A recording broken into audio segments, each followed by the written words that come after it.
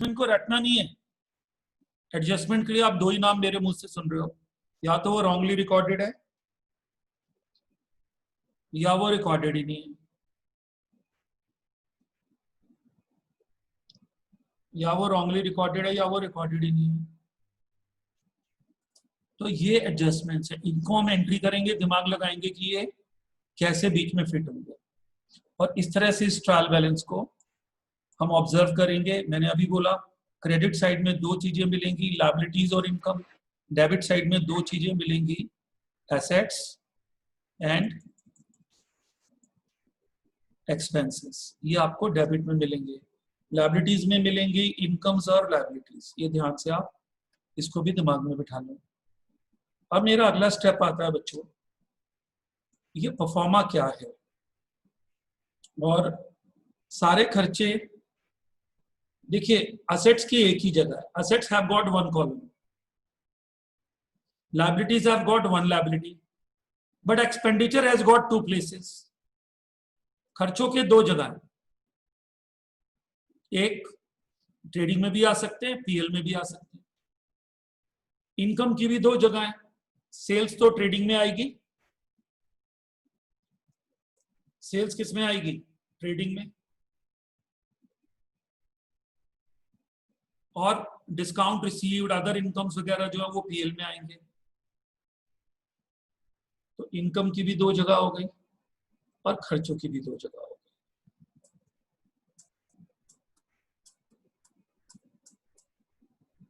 इसलिए हमें ये जानना बहुत जरूरी है कि कौन से खर्चे ट्रेडिंग में आएंगे और कौन से खर्चे पीएल में आएंगे।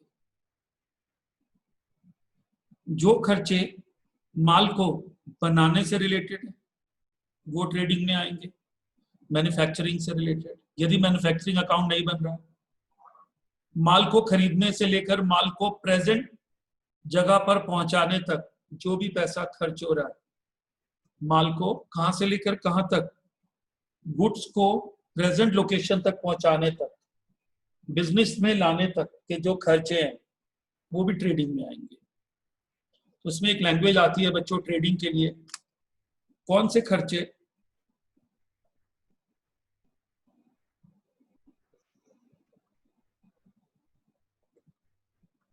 जो गुड्स की परचेज से रिलेटेड है, गुड्स को प्रेजेंट पोजीशन तक लाने से रिलेटेड है, गुड्स के मैन्युफैक्चरिंग से रिलेटेड है, उनको हम डायरेक्ट खर्चे बोलते हैं। उन खर्चों को हम बोलते हैं they are the direct expense. तो वो सारे खर्चे जो हैं ट्रेडिंग अकाउंट में आएंगे। मैन्युफैक्चरिंग से related, bringing the goods to the present location where it can be sold, related to its manufacturing, incurred in the factory, direct related to purchases will be debited to trading account.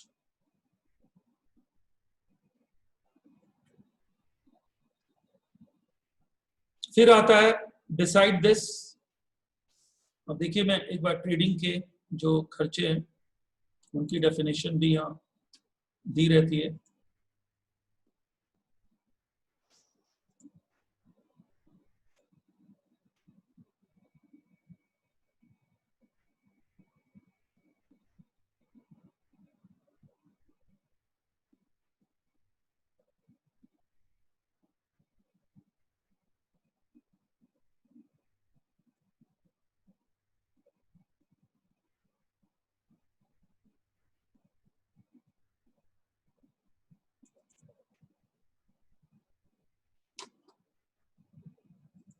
ये देखिए बच्चे, ये line है, share कर रहा हूं मैं, ये लाइन देखिए, nominal account, all expenses related to purchase of goods और manufacturing of goods are debited to trading account,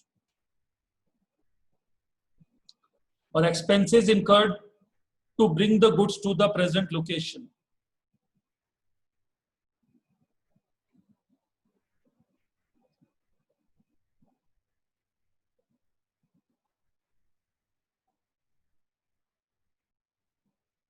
to the present location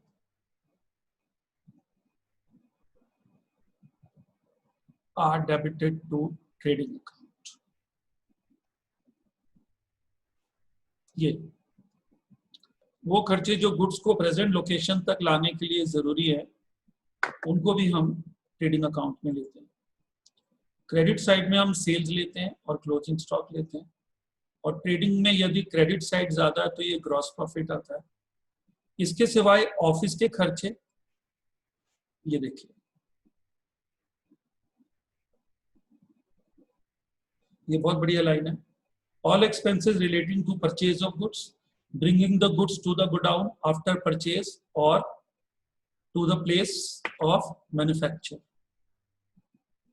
or manufacturing expenses of goods are debited to। फिर से देखिए, all expenses relating to purchase of goods, bringing the goods to the godown after purchase or to the place of manufacture, or manufacturing expenses। Please इनको लिखना जरूरी है, क्योंकि सवाल ये आता है खर्चों की दो जगह है, इनकम की भी दो जगह है, तो इसमें एहतियात बरतना है।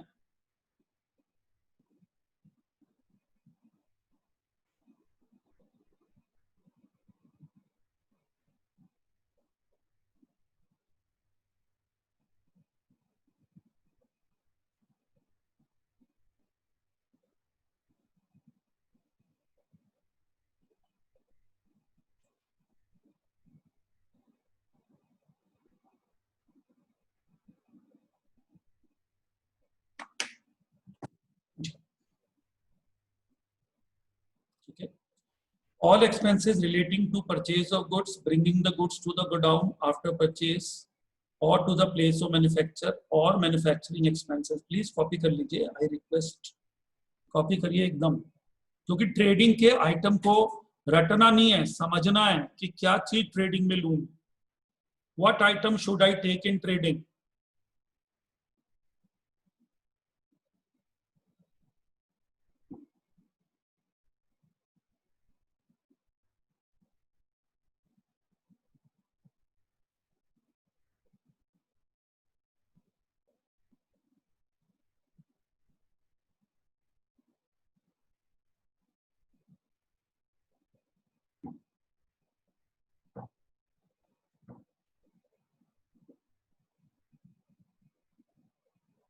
ठीक है, all expenses relating to purchase of goods, bringing the goods to the godown after purchases or to the place of manufacture or manufacturing expenses of goods are debited to trading account। बहुत ही बढ़िया तरीके से ये explained है बच्चों। Sir पिछला वाला page भी एक बार दिखा दो। दिखा रहा हूँ।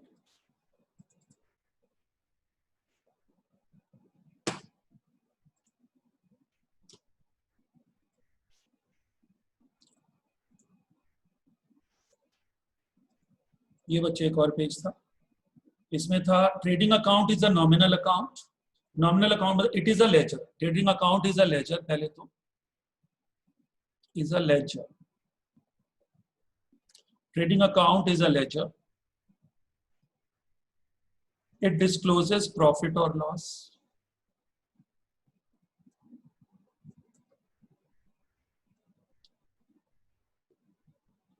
it discloses gross profit or loss।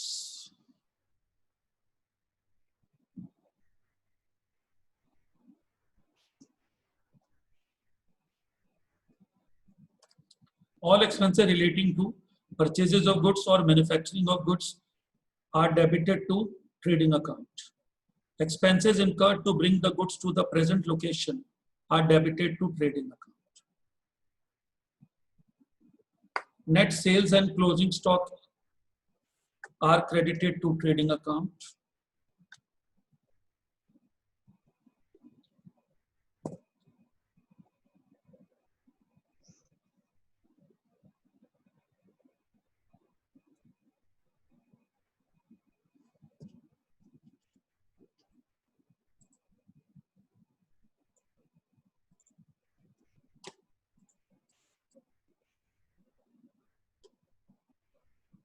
ले रहा हूँ पेज को, ले रहा हूँ ये।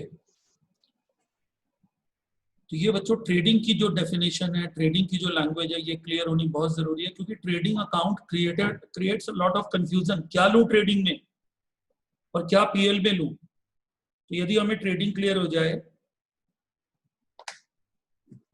तो बची हुई आइटम सारी पीएल में चली जाएंगी।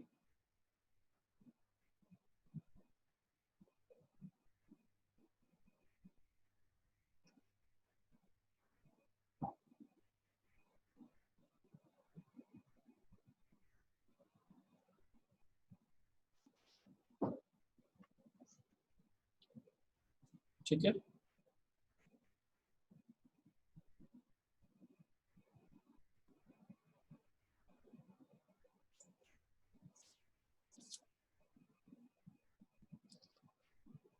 अब आता है बच्चों जरा ट्रेडिंग अकाउंट में।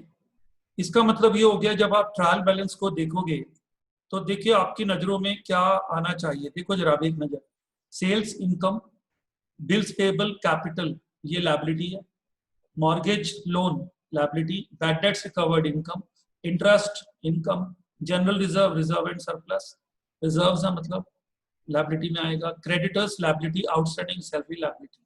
तो आपको पहचान होनी चाहिए कि लायबिलिटी क्या है और एसेट्स क्या है। कोई बोले अगर मैं किसी से पूछूं कि यार लायबिलिटी क्या है, तो सर लायबिलिटी में दो ही चीजें बेसिकली ये आता है, यदि बिजनेस ने किसी के भी पैसे उधार देने हैं तो वो लायबिलिटी है, और बिजनेस ने जो प्रोपराइटर को देना है ड्यू टू सेपरेट एंटिटी वो capital. What business has to pay to proprietor is capital and what business has to pay to outsider is a liability. ये भी लिख लीजिए, हेल्प करेगा कहीं ना कहीं। बच्चों चीजों को समझना, आप देखिए मैं समझ समझ के बोल रहा हूं। What business has to pay to outsider is called external liability. Creditors example, bills payable, bank loan, outstanding salary, etc. ये outsiders को देना। और what business has to pay to proprietor is capital.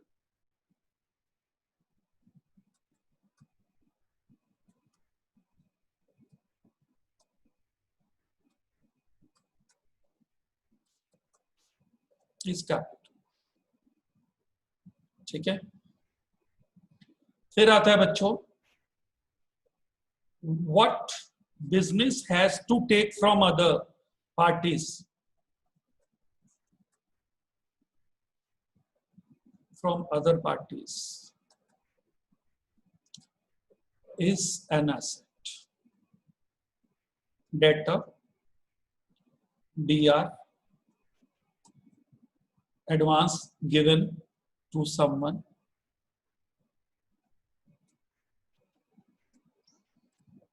prepaid expense।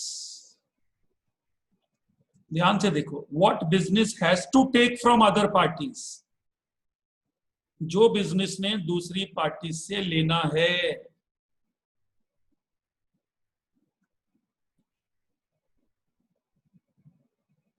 is an asset। और example, debtors, BR, advance given to someone and prepaid expenses etc। और आता है बच्चों what business own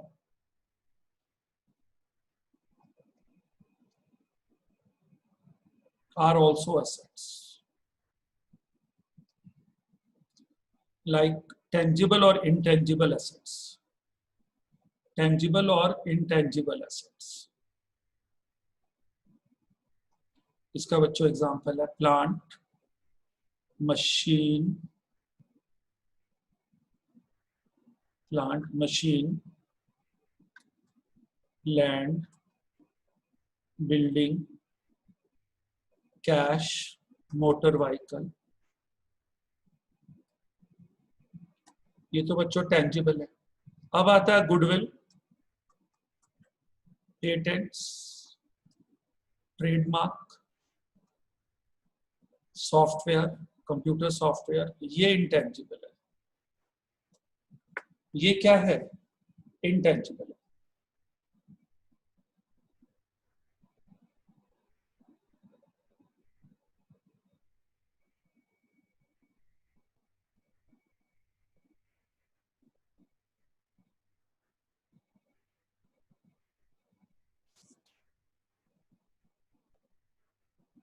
ठीक है, तो अगर जो हम समझे तो एक्सपेंस और एक्सपेंस में भी दो कैटेगरीज होगी।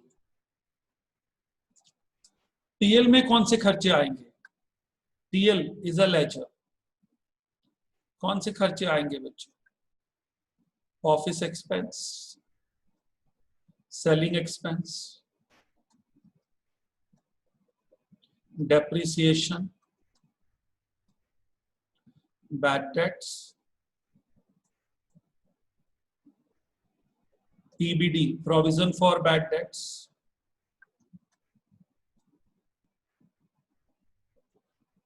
losses of goods और other losses। ये सारी जो हेडिंग है बच्चों, ये सब पीएल के डेबिट साइड में आएंगे। और क्रेडिट में अदर इनकम्स एक्सेप्ट सेल्स। किस सेल्स ऊपर आती है?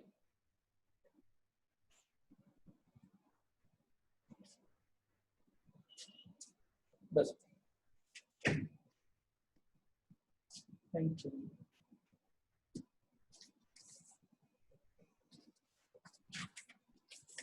जी,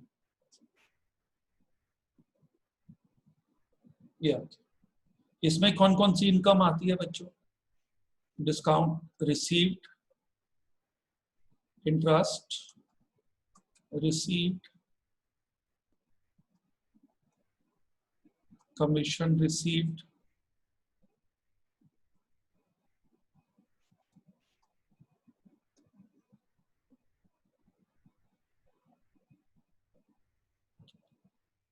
bad debts recovered,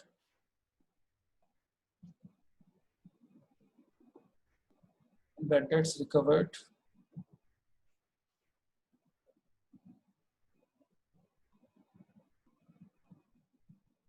profit on sale of assets or investments,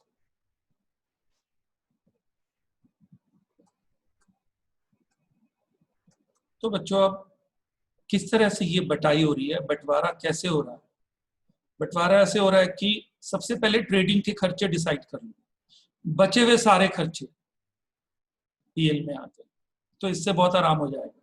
यदि हम ट्रेडिंग की आइटम डिसाइड कर लें, ये देखिए जरा, ये ट्रेडिंग की आइटम है बच्चों, बहुत ही क्लियर कट इसमें दिख रही होंगी, आई थिंक सो। यदि आप ये आइटम डिसाइड कर लें,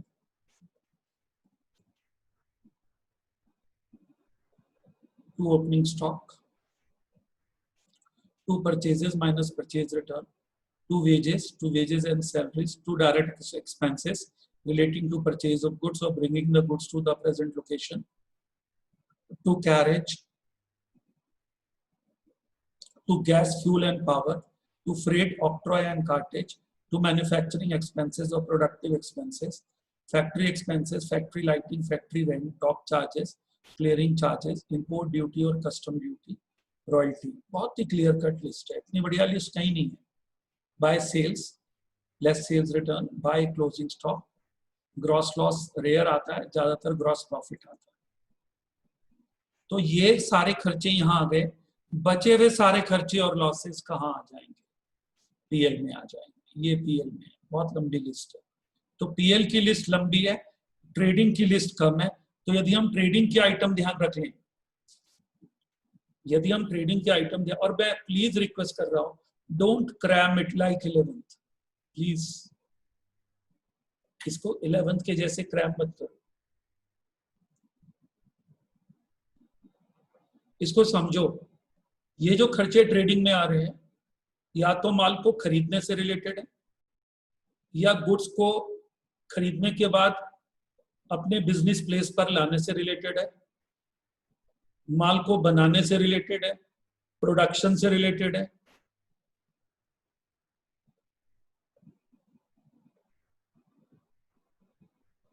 और ये गुड्स बनकर तैयार हो जाता है, वो वहां तक के खर्चे डायरेक्ट।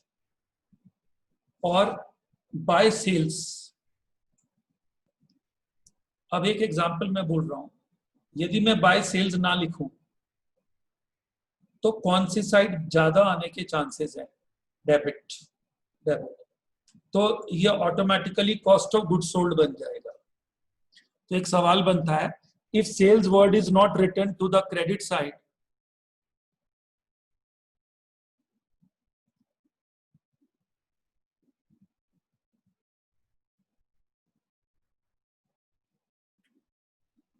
यदि सेल्स वर्ड क्रेडिट साइड में रिलेटेड नहीं है, नहीं लिखता हूं, तो कॉस्ट ऑफ गुड्स सोल्ड आ जाएगा। कैसे? Opening stock plus purchases plus सारे direct expenses minus closing stock, तो कॉस्ट ऑफ गुड्स सोल्ड आ जाता है। ये नॉलेज भी रखनी है हमें साथ साथ। क्या बोल रहा हूं मैं, आप सुन लो। ये देखिए, opening stock plus net purchases plus direct expense of production manufacturing, एक ही बात है, और relating to purchase of goods.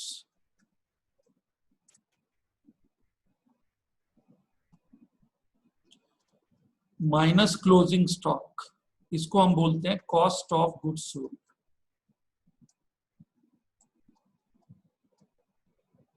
ये कॉस्ट ऑफ गुड्स सोल्ड।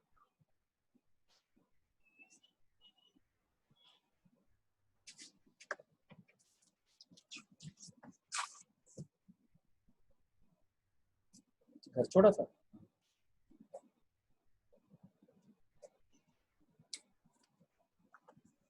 आपने छोड़ा ना।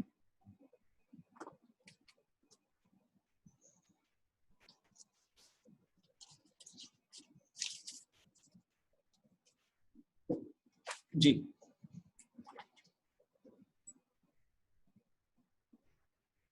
ये बच्चों हमको ये समझना है कि अब कोई मुझसे बोले, देखिए मैं बार बार ये पेज खोलता हूँ, तो मेरे पास रेडी है ना, ये मैंने उसको रख रखा है ऐसे compressed. Opening stock, purchases less purchase return, to wages and salaries, to direct expenses, to carriage. तो ये सारे खर्चे जब बच्चों ट्रेडिंग में आएंगे तो एंट्री बनेगी, trading account debit to opening stock, to wages and salaries,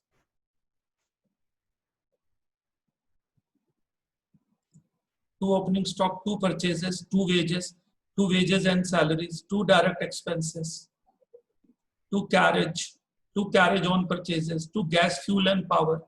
ये सब खर्चे फैक्ट्री के, फैक्ट्री या मैन्युफैक्चरिंग या प्रोडक्शन या रिलेटिंग टू परचेज। क्या वर्ड मैं बोल रहा हूं, ध्यान से सुन लो। फैक्ट्री से related, related to factory, related to common word है, related to manufacturing, production, purchase of goods, so that goods can be made ready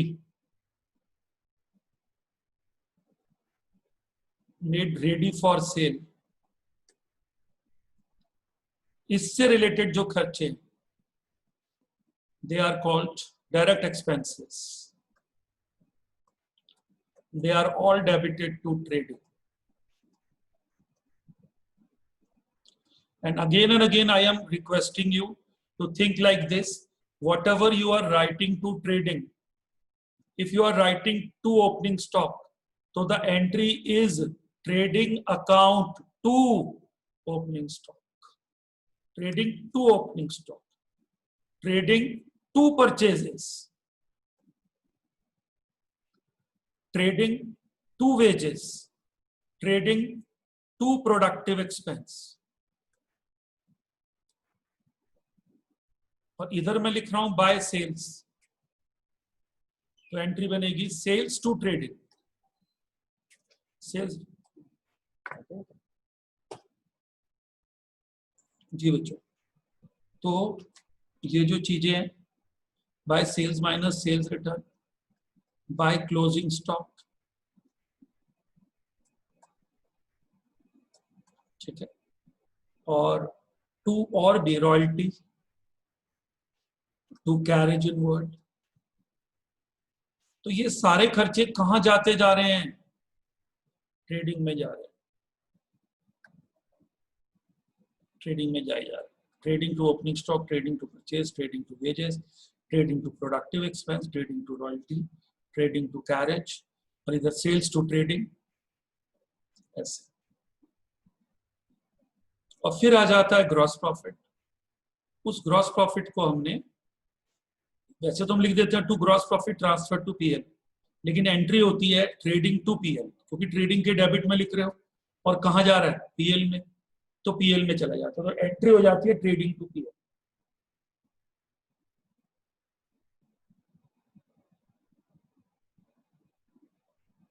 ठीक है,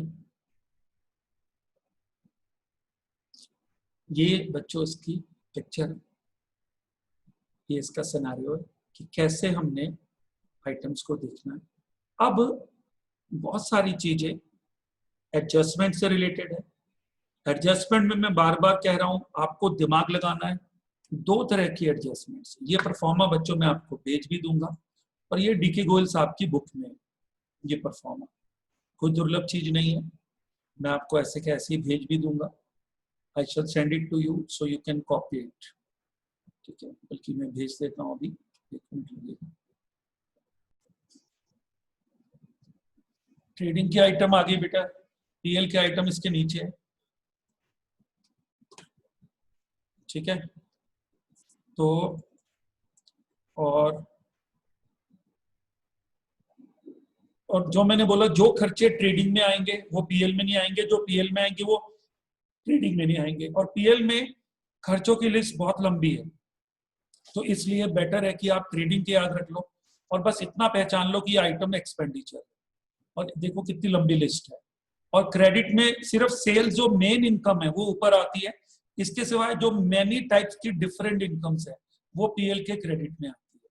और बच्चों इससे क्या होगा, अब जरा एक मिनट देखो, यहाँ पीएल लिखा हुआ है, पीएल के आगे लिखा हुआ है अकाउंट, यहाँ लिखा बाय रेंट, तो एंट्री क्या बनी, rent to PL, commission receive to PL, interest on investment to PL, dividend to PL. तो ये इसको हम बोलते हैं बच्चों क्लोजिंग एंट्री। क्लोजिंग एंट्री ये क्लोज होती जा रही है, ये लेजर क्लोज हो रहे हैं अब। तभी मैंने आपको कहा था, एक दिन शुरू में बताया था कि बच्चों नॉमिनल अकाउंट को इनकम्प्लीट छोड़ देना यदि ट्रायल बैलेंस बनाना हो।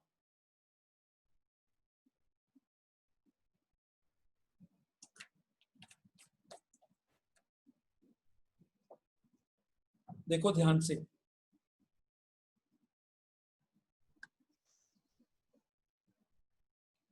nominal accounts या ledgers of nominal accounts are left incomplete if trial balance to be made.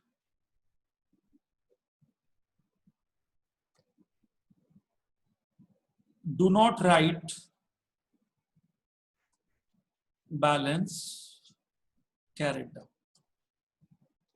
Don't write balance carried down, मत लिखो। Don't write balance carried down. Example, purchases, यहाँ लिखा, to cash 40,000, to creditor 60,000, by drawings 7,000. Although you know there is a balance of 93, debit side is greater. Don't write balance carried down. Leave it incomplete. Yes. Don't put a question mark even. बस ऐसे ही छोड़ दो. And you will not feel comfortable. You will say, sir, ये तो बड़ा अधूरा सा है. देखो सर, ये तो पूरा ही नहीं हो रहा. ऐसे लगता है छोड़ दिया. इधर 1 लाख है, इधर भी 1 लिख दिया, लेकिन टोटल बैलेंसिंग नहीं करनी है, क्योंकि जब ट्रायल बैलेंस बनेगा तो ये इनकम्प्लीट रहेगा। जब ट्रायल बैलेंस बन जाएगा तब आएगा यहां पर क्या, बाय ट्रेडिंग। लेकिन यदि ट्रायल बैलेंस बनाना है मत लिखो, डोंट राइट एनीथिंग। अब देखो, ledgers of nominal account are left incomplete if trial balance to be made. Do not write balance carried. Don't write.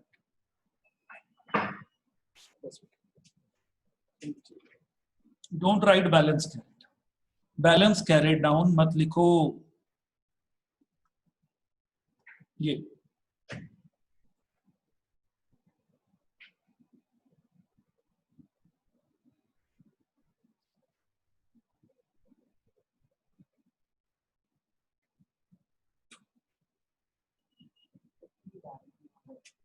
एक मिनट,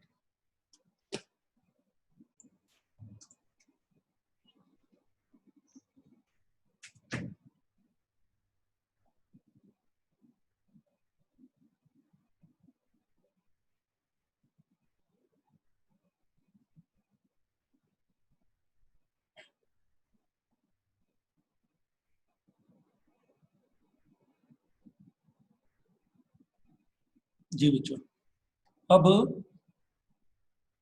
अगला स्टेप देखिए, ये आपको मिली गए नोट्स जो मैं बार बार शो कर रहा था बार बार, तो उनको कॉपी करने का टाइम बचेगा। और बच्चों क्रेडिट में से डेबिट जब हम घटाएंगे तो नेट प्रॉफिट आ जाएगा। इस नेट प्रॉफिट को हम कैपिटल में ऐड करते हैं, देखिए, और ड्राइंग्स को कैपिटल में से माइनस करते हैं। और इधर बैलेंस शीट में हमारी असेट्स आती है, यहाँ लायबिलिटीज आती है इधर, ये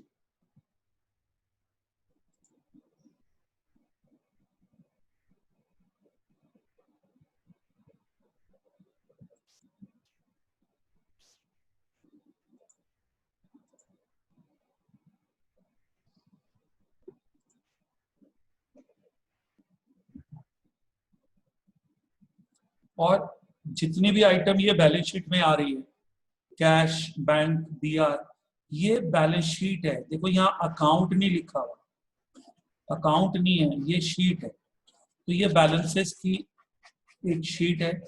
यहाँ पर लिखने का मतलब है, यहाँ पर यदि आप चीजों को लिख रहे हो, इट मीन्स सिर्फ आप उनके बैलेंस शो कर रहे हो, और ये लेजर क्लोज नहीं हो रहे, क्योंकि कोई लेजर है ही नहीं ना। ये आइटम, ये बैलेंस शीट है, देखो ये बैलेंस शीट, तो ये कोई लेजर है ही नहीं, it is not a laser.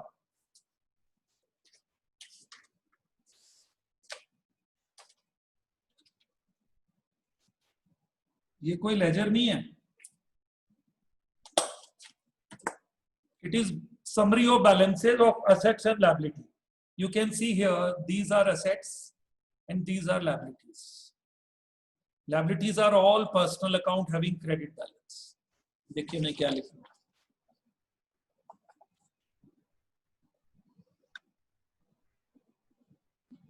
all personal account having what? Credit balance are what? Liability. And all real account, debit balance, tangible item, tangible और intangible, ये assets हैं। और पर्सनल अकाउंट जैसे डेटर है, debit balance, who have to give us money, are assets. तो liabilities में जिनके पैसे हमने देने हैं वो लायबिलिटीज है, उसमें प्रोपराइटर भी शामिल है, और ये बैलेंस शीट है। तो इसमें असेट्स आती हैं इधर, और इधर लायबिलिटीज आती है, ठीक है। तो ये सिर्फ पर्सनल अकाउंट होती है liabilities, credit balance.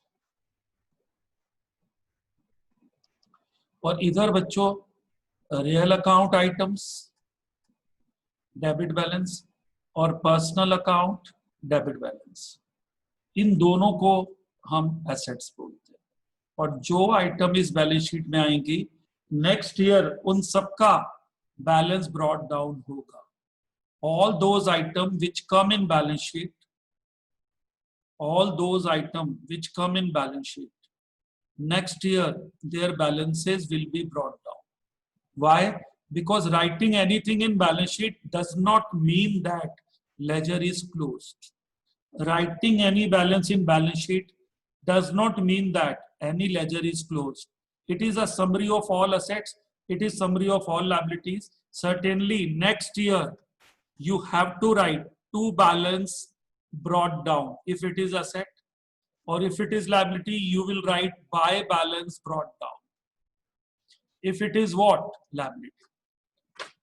If it is liability you will write by balance brought down. If it is asset you will write to balance brought down next year. तो नॉमिनल अकाउंट का balance brought down नहीं होता, मगर किसका होगा? Asset और liabilities का होगा। देखिए ये देखिए, सपोज ध्यान से, सपोज ये सैलरी अकाउंट है, यहां पे आप लिख रहे हो सैलरी में टू कैश। ट्रायल बैलेंस के लिए कुछ मत लिखो, इनकम्प्लीट छोड़ दो। ट्रायल बैलेंस के लिए कुछ मत लिखो, क्या छोड़ दो, इनकम्प्लीट छोड़ दो। ठीक है, ट्रायल बैलेंस के लिए इनकम्प्लीट छोड़ दो। और ट्रायल बैलेंस जब बन जाए, हैविंग मेड ट्रायल बैलेंस क्या लिख दो, बाय पीएल। अब मुझे बताओ बेटा कैसे होगा बैलेंस कैरी डाउन, क्योंकि आपने पीएल में क्या लिख दिया। अब पीएल अकाउंट, एटलीस्ट मैं आपका अटेंशन ड्रॉ कर पाया।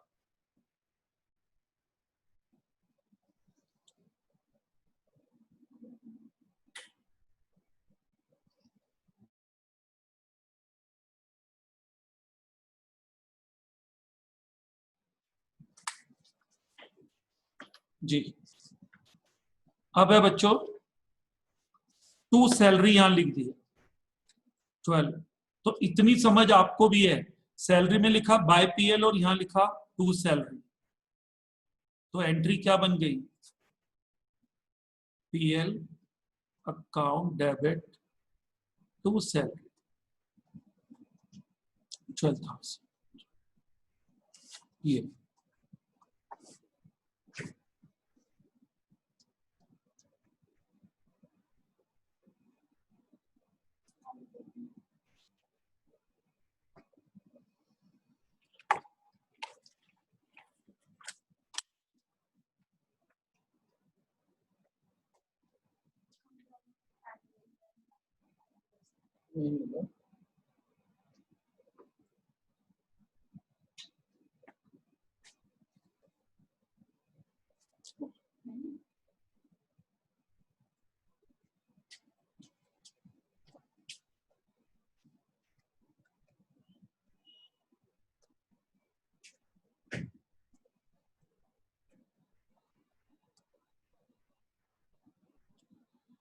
अब बच्चों, यदि आप बैलेंस शीट में कुछ लिखते हो, सपोज ये बैलेंस शीट है और यहाँ पे आप असेट्स लिखते हो, यहाँ लायबिलिटीज एंड कैपिटल लिखते हो, मतलब खाली लायबिलिटीज है, चलो कैपिटल भी आ जाता है। अभी एक मिनट देखो,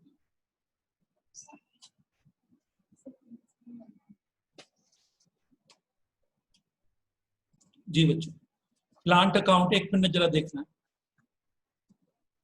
टू कैश। अब यहां लिखा बाय डेप्रिसिएशन 10,000, तो यहां क्या आएगा, बैलेंस कैरेट डाउन या फॉरवर्ड। अब बच्चों ये बैलेंस शीट में जाएगा, यही ये देखो, यहां पे आ जाएगा प्लांट 110 आफ्टर डेट आ गया। तो नेक्स्ट ईयर में जो अभी बोल रहा था कि असेट एंड लायबिलिटीज के बैलेंस नेक्स्ट ईयर में ब्रॉट डाउन होते हैं, टू बैलेंस ब्रॉट डाउन 110, ये आ गया, टू बैलेंस ब्रॉट डाउन 110, ये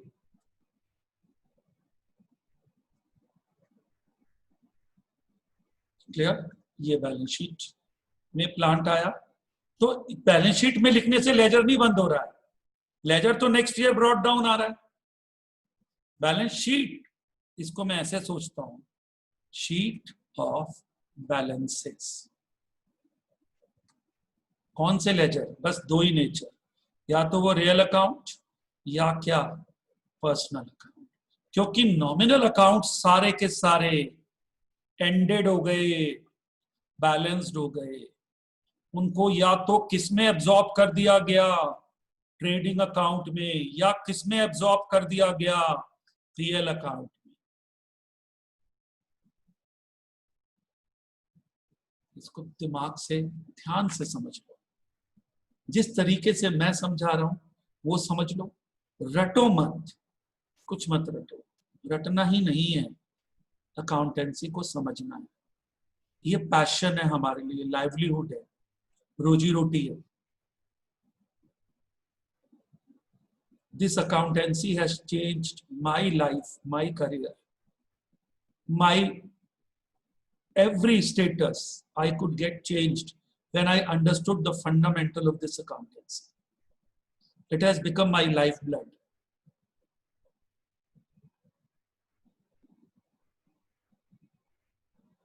अब मेरा अगला एक पॉइंट है बच्चों,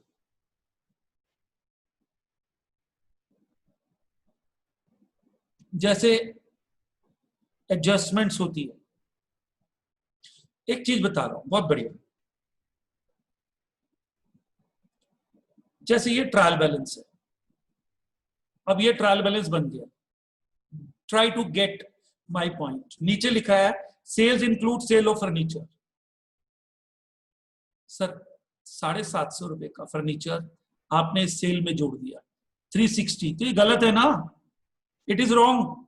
सेल्स इतनी है ही नहीं सर। सेल ऑफ फर्नीचर कोई जुड़ता है सेल्स में, सेल ऑफ गुड्स जुड़ता है। गुड्स जिसमें हम ट्रेड करते हैं वो जुड़ता है, और हमने क्या जोड़ दिया, सेल ऑफ फर्नीचर भी किसमें जोड़ दिया,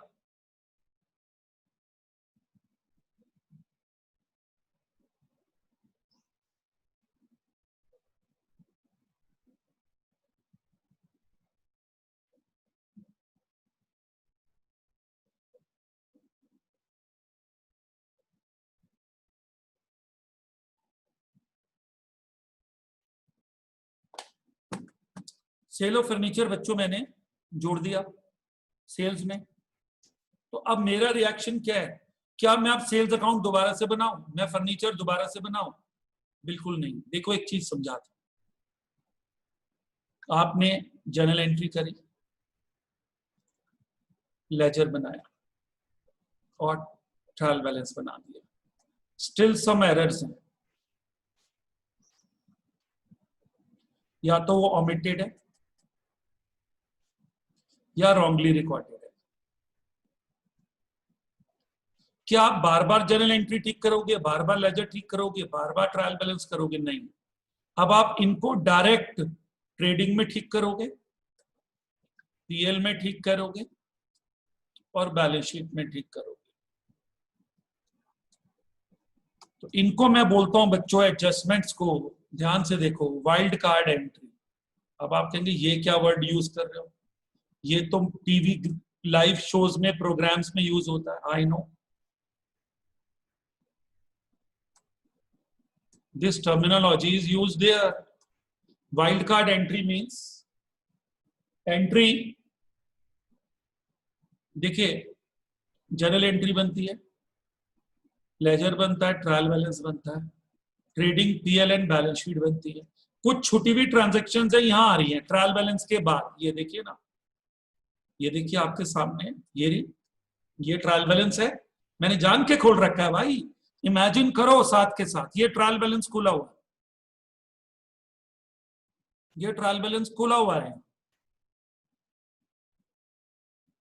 इस ट्रायल बैलेंस में क्या चीज आ रही है नीचे, ये एडजस्टमेंट्स आ रही हैं। किसके बाद है? ट्रायल बैलेंस के बाद है। तो ये डायग्राम ही तो मैं बना रहा हूं, ये लो।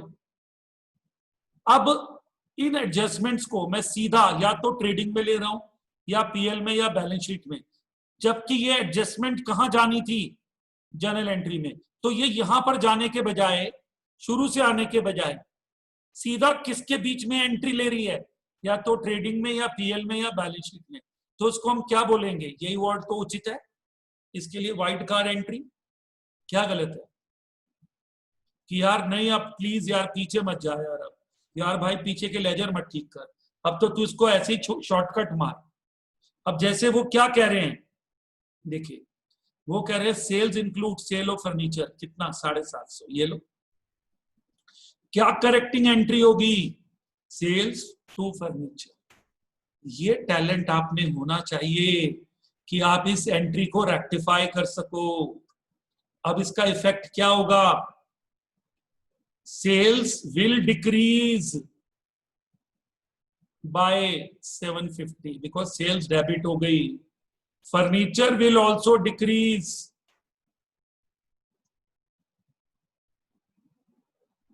बाय 750। एंड अभी फर्नीचर में एक लाइन और है, फर्नीचर में वो लिखते हैं 1000 का था। देखिए एक एंट्री भी और होगी, क्या? Loss debit to furniture,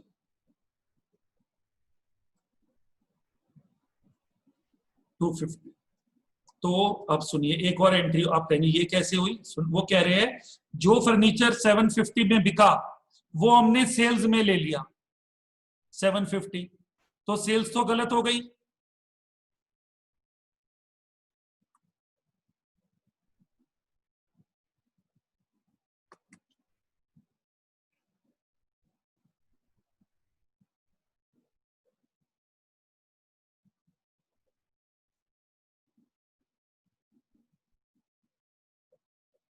Furniture will also decrease by 750,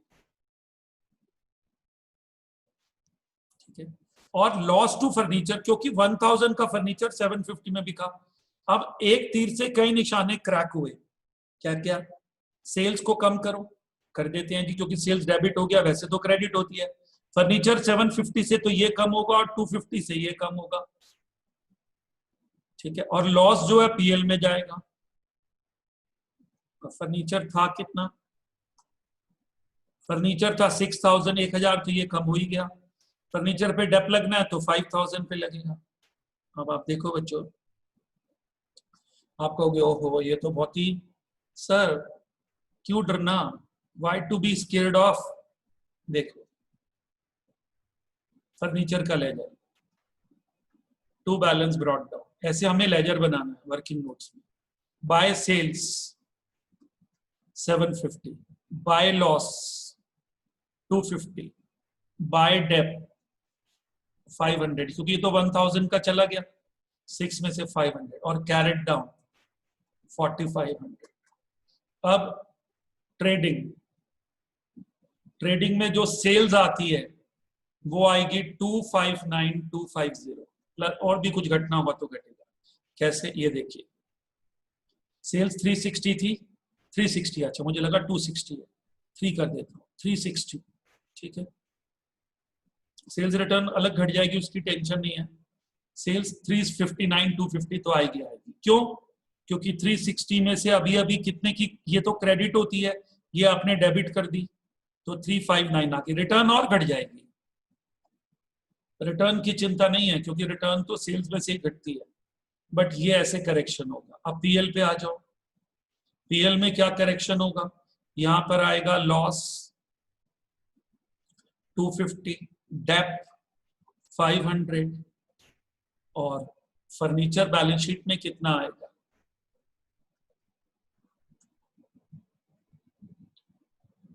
4500 working note. ये अब आप कहेंगे सर आप तो बहुत एक्सपर्ट हैं, आप तो फटाफट कर दे रहे हैं। सर मैं कर तो क्या, चलो कोई बात नहीं, मैं एक्सपर्ट हूँ, मेरी तो कई साल हो गए, बट मैं कर क्या रहा हूँ? आप वो टेक्निक तो देख सकते हो, कुछ रटवा रहा हूँ क्या मैं आपको? मैं तो डेबिट और क्रेडिट की लैंग्वेज ही तो सिखा रहा हूँ यार, मैं कुछ रटवा कोई रहा हूँ आपको कि इसको रट लो, डेप यहां आएगा। क्यों भाई? डेप्रिसिएशन जो है पीएल में आएगा, नॉमिनल अकाउंट है, लेजर बंद हो जाएगा। लॉसेस पीएल में आएंगे, ऑफिस के खर्चे पीएल में आएंगे, सेल्स ट्रेडिंग में आएगी, और इनके लेजर बंद होंगे। बैलेंस शीट में बची हुई एसेट्स आएगी, उसका लेजर बंद नहीं होगा। यही तो सिखा रहा हूं मैं। नॉमिनल अकाउंट किस में समा जाएंगे? जैसे सारी नदियां समुद्र में समा जाती है, सारे नॉमिनल अकाउंट 2 समुद्रों में समाएंगे, 2 सीज में मर्ज हो जाएंगे। Number 1 trading account, number 2 profit and loss account. None of the nominal account will be carried down and brought down. No, not at all.